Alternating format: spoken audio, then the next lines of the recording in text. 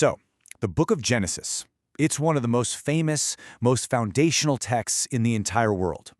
But if you really strip it all down, it's not just about these grand cosmic beginnings. At its heart, it's the story of one family. And I'm telling you, this is a deeply flawed, kind of dysfunctional, and yet an incredibly important family. Their whole saga of betrayal, deception, and ultimately forgiveness is what shapes the next 1,000 years of history. Okay, let's dive into this epic family drama. Everything kicks off right here. With this one single iconic line, the entire stage is set. But it's not just a static background, you know? Think of it as this dynamic backdrop for a story that's about to zoom in from the scale of the cosmos to the really intimate, messy conflicts of a single household. So, before we can even meet the family, the world itself has to be built. This is the grand opening act. We're talking a cosmic shift from total nothingness to a fully formed world, which becomes the perfect stage for the humans who are about to step into the spotlight and, well, almost immediately make everything really complicated. The whole creation story unfolds with this really distinct rhythm. In just 6 days, a formless void is given structure and order. Light gets separated from darkness, waters from the sky, and then finally, on day 6, we get the absolute pinnacle of this creation, mankind. And this, right here, is the moment the cosmic story becomes a human one. Well, it doesn't take very long for that human story to take a really dark turn. The world becomes so corrupt that a decision is made to basically hit the reset button. A massive, cataclysmic flood is triggered by 40 days and 40 nights of non-stop rain, all designed to just wipe the slate clean. In this number, this just shows you the sheer scale of what happened. For 150 days, that's 5 whole months, the water covers everything, every mountain, every valley. When the floodwaters finally go down, there's just one family left, Noah's, to start all over again. Okay, so after the flood, the camera of our story does this dramatic zoom in. It stops focusing on all of humanity and instead, it pulls in tight on one single man, Abram, who later gets named Abraham. He's the one God chooses to start this new, special project, to launch a totally new path for humanity all through his family line. And this right here is the crucial point, the promise made to Abraham. It's basically a 3-part deal. First, descendants, so many that they'll become a great nation. Second, a land for that nation to call home. And third, this incredible idea that through this one family, a blessing will somehow spread to the entire world. This promise becomes the engine that drives the rest of the story.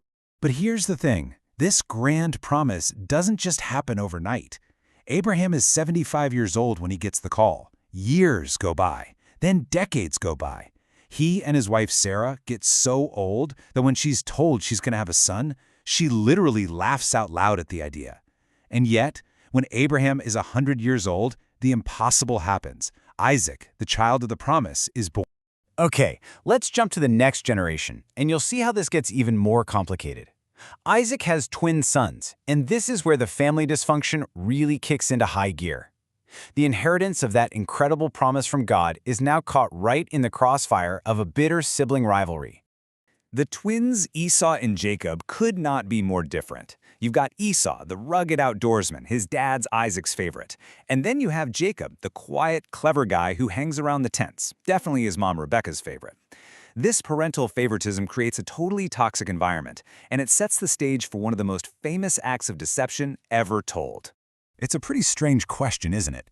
I mean, a blessing isn't a physical thing you can just grab. It's a spoken declaration of favor, of inheritance. So how could somebody possibly steal it? Well, in this family, the answer involves a conspiracy, a pretty clever disguise, and a bold-faced lie. So here's how it goes down. While Esau is out hunting, their mother, Rebekah, masterminds the entire plan. She tells Jacob to put on his brother's clothes to smell like him, and even to cover his arms with goatskins to feel hairy like him. He then brings food to his blind, old father Isaac and just flat-out lies, claiming to be Esau. Isaac is completely fooled, and Jacob walks away with the family blessing, an act of betrayal so deep that it forces him to run for his life from his furious brother. 20 years pass. Jacob, the deceiver, now has a huge family of his own and has become wealthy. But the time has come for him to go home.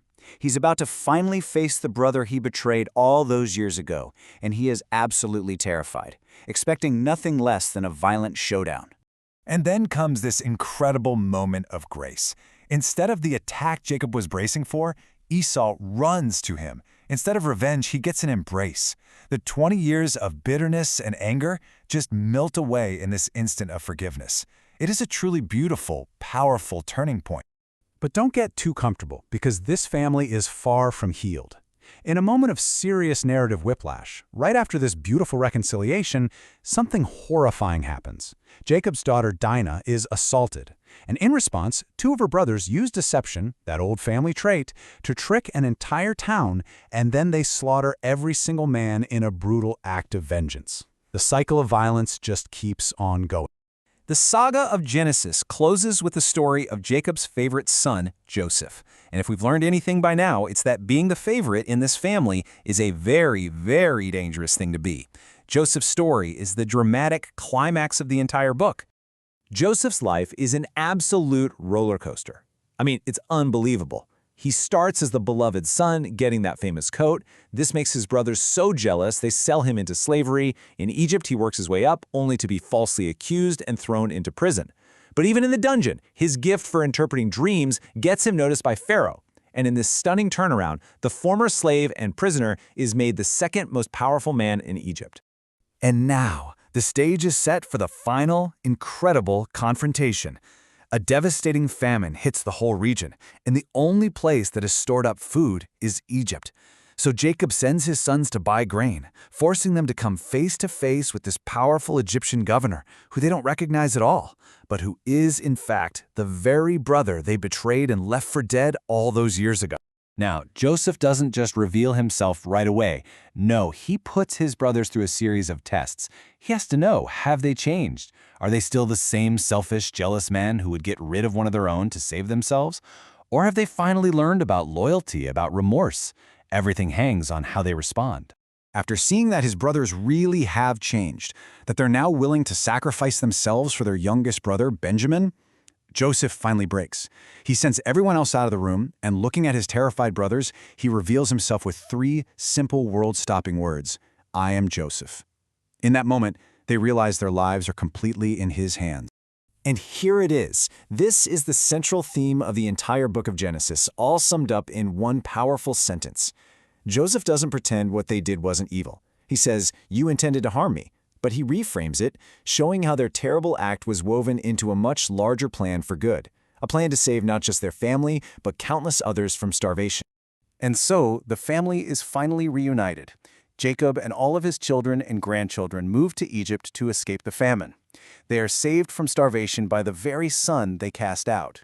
This fractured, broken family is whole again, settling in a new country, ready to grow into that great nation that was promised to Abraham so long ago. But their story ends with this really tantalizing question. Yes, they found forgiveness, but they are now a growing minority living in a foreign land. Their safety and their status depend entirely on their connection to Joseph. So what happens when Joseph is gone? What happens when a new pharaoh comes to power, one who looks at this large group of foreigners not as honored guests, but as a potential threat? Well, that is where the next chapter of their story begins.